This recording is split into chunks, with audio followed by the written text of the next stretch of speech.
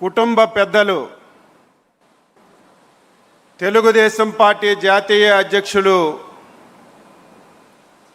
మనందరి అభిమాన నాయకులు, రాష్ట్ర ముఖ్యమంత్రి గారు శ్రీ నారా చంద్రబాబు నాయుడు గారికి తెలుగుదేశం పార్టీ భవిష్యత్తు, తెలుగుదేశం పార్టీ కార్యనిర్వాహక అధ్యక్షుడు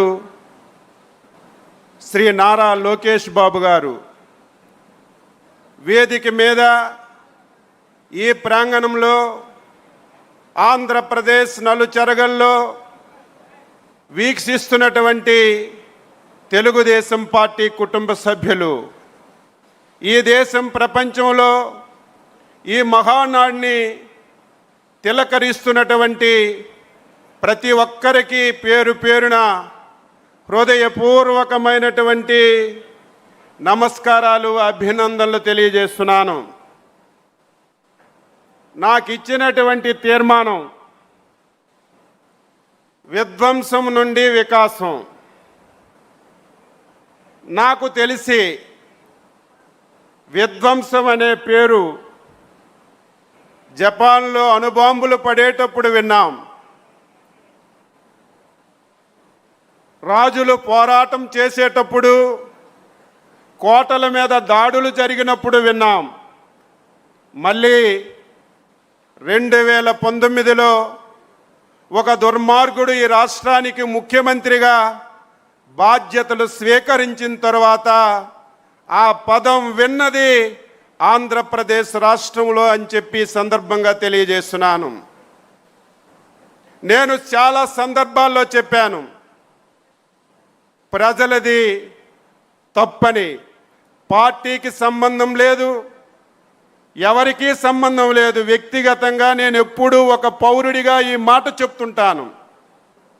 ప్రజలు ఎప్పుడూ అప్రమత్తంగా లేకపోతే చాలా పెద్ద ప్రమాదం జరుగుతుంది. ఆ ప్రమాదమే 2019వ సంవత్సరం ఎన్నికల్లో జరిగిందని ఘంటాపథంగా నేను చెప్పదలిచాను.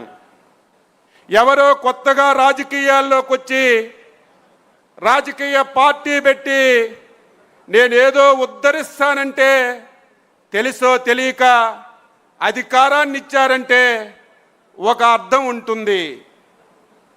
తండ్రి అధికారాన్ని అడ్డం పెట్టుకొని 1,00,000 కోట్ల రూపాయలు దోపిడీ చేశారనే అభియోగాలు ఉన్నటువంటి వ్యక్తి 11 ఛార్జ్షీట్లలో 16 మాసాలు జైల్లో ఉన్నటువంటి ఒక దొంగని తెలిసి ఓట్లు వేసి అధికారాన్ని ఇవ్వడం ప్రజలు చేసినటువంటి పెద్ద పొరపాటు అని చెప్పి సందర్భంగా తెలియజేస్తున్నాను.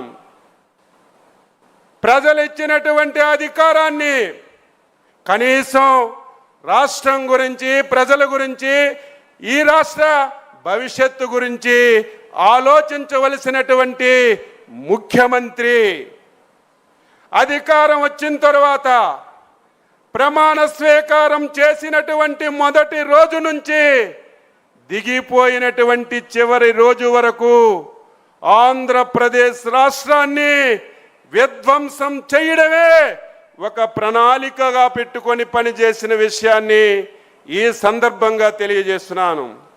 దానికి సజీవ సాక్షులుగా ఆ రోజు శాసనసభలో